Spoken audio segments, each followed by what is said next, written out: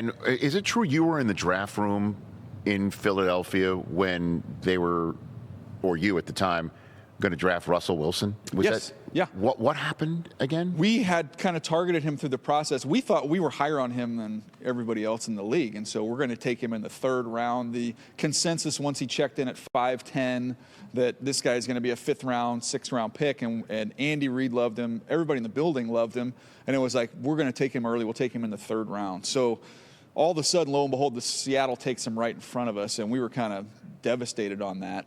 So the Eagles were ready to go if the Seahawks didn't jump the line. He was going to be the pick. For the Philadelphia Eagles. Yeah. Who was the quarterback there at the time? I think Vic, I don't remember if Vic was there at okay. Because it's the end of the Andy Reid tenure there. Yeah, towards the end. And the irony of it is, so he goes on to those couple Super Bowls, and it's like, man, and Russell Wilson, I interviewed him at the Senior Bowl. Okay. And he texted me once a week from the Senior Bowl to the draft, texting me he obviously didn't know how low I was on the totem pole.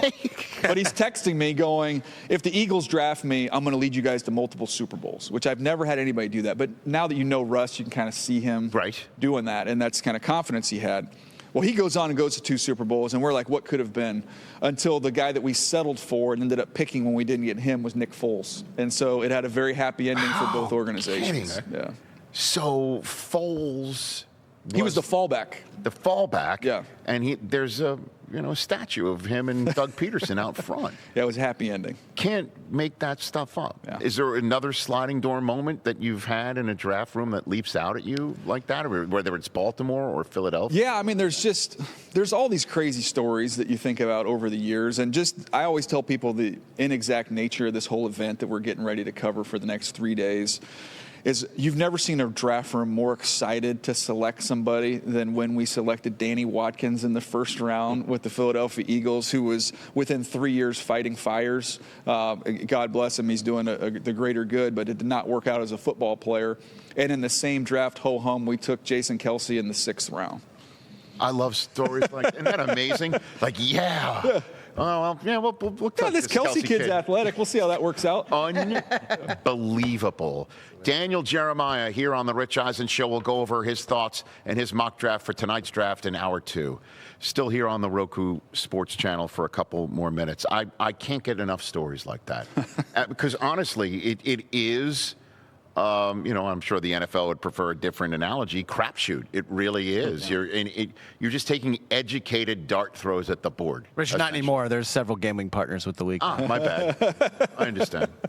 Good point. Thank you. Thank you. I don't know who they are still. Of course not. We wouldn't expect you to. It's still an educated dart throw here. The people would be shocked to know some of the teams and general managers that get credit for some of their best picks. And it was, they took our guy, we'll just take this guy.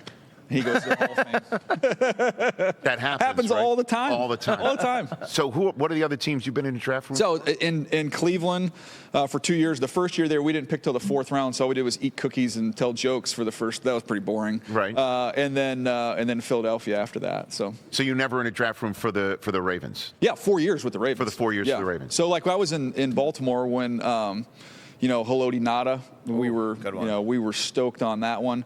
I was there when we had taken Ben Grubbs as an interior lineman who we loved, and then we're sitting there and it's the 3rd round, and we go, we don't really need an interior offensive lineman, but gosh, that guy Marshall Yanda is up there at the top of the board. I mean, I think we have to take him. So there's all these kind of cool moments that you go through. I remember 1 year Rex. I think it's been long enough that I can tell it, but. He wanted us to take a safety early in the draft, and then we didn't, it just fell the other way. And all that was left was safety DeJuan Landry, if you guys remember him. Of course, yes. Ron Landry's brother. He ended up playing for a long time, but Rex came into the room and was like, grabbed his card. He hadn't run well, and he's like, this is all we've got. Like, this is who we're going to. And I think he threw the card on the ground. And then lo and behold, we draft him. Becomes one of Rex's favorite players. Rex goes to the Jets, I believe, and then ended up taking him to the Jets as well. So you never know how this is going to go. It is amazing. That's funny. I can't get enough of these stories because they're going to be thousands of them over the next 90 hours that are happening in draft rooms, and we have no idea. I'll give you one more quick one. Sure. I don't know why Rex is on the brain, but we had a player with some issues, and it was like, okay, he's not really the cleanest player. And then he started to drop, and then I'll never forget this line. We're like, I just don't know if we'll take him. And Rex goes, guys, we got a lot of ants around here. We can carry a cockroach. Wow. Fantastic. Catch the Rich Eisen Show live weekdays from 12 to 3 p.m. Eastern on Roku Sports Channel in the U.S.